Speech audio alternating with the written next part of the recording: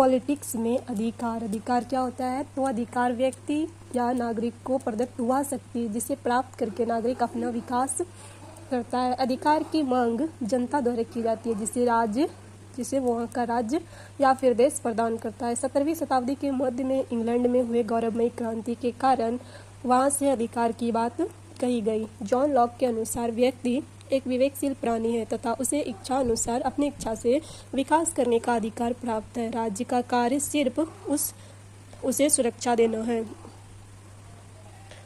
उदारवादी धारणा के विकास में लोकतंत्र की व्यवस्था को स्थापित करने का कार्य किया। फलस्वरूप अधिकारता का विस्तार हुआ और लोकतंत्र की महत्वपूर्ण विशेषता नागरिकों को प्राप्त अधिकार, उन अधिकारों का संरक्षण। इसके आगे पढ़ेंगे लोकतंत्र। लोकतंत्र में शक्तियों का पृथक्करण किया गया है कार्यपालिका, विधायिका और न्यायपालिका के रूप में। विधायिका द्वारा अधिकार प्रदान किया जाता है और न्यायपालिका द्वारा इसका संरक्षण किया जाता है। अधिकार को जो है दो भाग में बांटा जा सकता है। एक तो नैतिक अधिकार जो कि बाध्यकारी स्वरूप का नहीं होता, इसका संरक्षण नहीं होता। इस प्रकार का अधिकार समाज की परंपरा पर निर्भर करता है, जैसे समाज में सदियों से चली आ रही कोई परंपरा। और संवैधानिक अधिकार वह अधिकार जो लिखित रूप से प्रदान किया जाता है तथा जिसका संरक्षण भी किया जाता है और संवैधानिक अधिकार कहलाता है। संवैधानिक अधिकार में आएगा कानूनी और मौलिक, जो कि लिखित और संरक्षित होता है।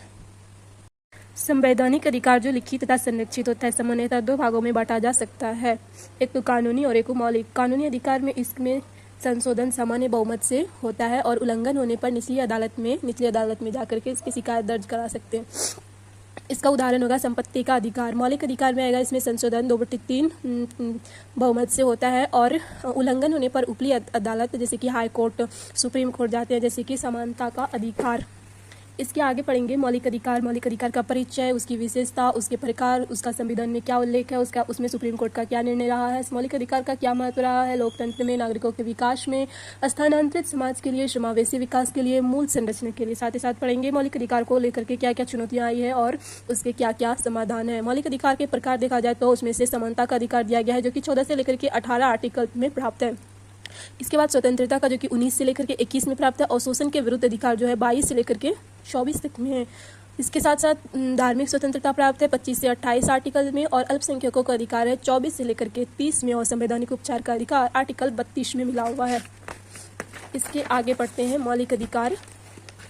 मौलिक अधिकार का परिचय जो है नागरिकों को प्राप्त अधिकार जिसमें जिसको प्राप्त करके नागरिक अपना विकास करता है तथा जिसमें संशोधन करने के लिए 2/3 बहुमत जो कि आर्टिकल 368 से लिया गया कि 2/3 बहुमत 2/3 बहुमत की आवश्यकता होती है और जिसका उल्लंघन होने पर ऊपरी अदालत मतलब कि हाई कोर्ट और सुप्रीम कोर्ट में जाया जा सकता है। जो मौलिक अधिकार की संज्ञा दी जाती है। संविधान के भाग 3 में आर्टिकल 12 से लेकर के 35 तक में इसका उल्लेख मिलता है। 12 से 35 तक में कौन देता है? 12 से 35 इसका उल्लेख करता है और साथ ही संरक्षित भी करता है। और फिर क्या देता है? तो 14 से 32 तक देता है। संविधान आर्टिकल 14 से 32 तक में अधिकार को दिया गया मौलिक अधिकार को। और क्या नहीं देता है, किसको नहीं प्राप्त है? तो 33 से लेकर के 35 आर्टिकल में इसका वर्णन है। इसकी विशेषता यही है कि ये नागरिकों को प्राप्त है और साथ ही साथ ये विदेशी नागरिकों को नहीं मिला हुआ है, जो कि 16, 15, 19 और 29 नकारात्मक और सकारात्मक स्वरूप का है।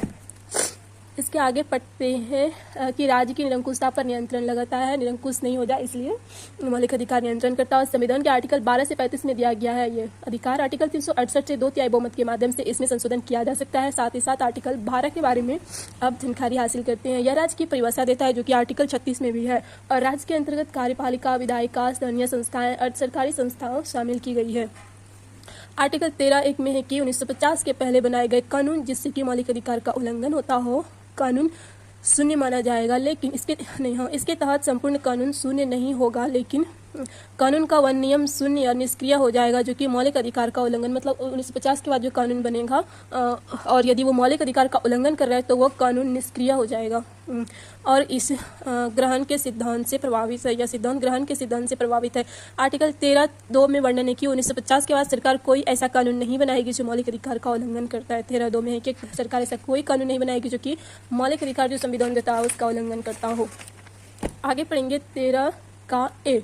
जो कि कानून की परिभाषा देता है, जिसके अंतर्गत नियम, उपनियम, आदेश, अधिसूचना, प्रथा को शामिल किया गया है। इसके तहत इसका नोट ये है कि इसके तहत पर्सनल लॉ को शामिल नहीं किया जा सकता है।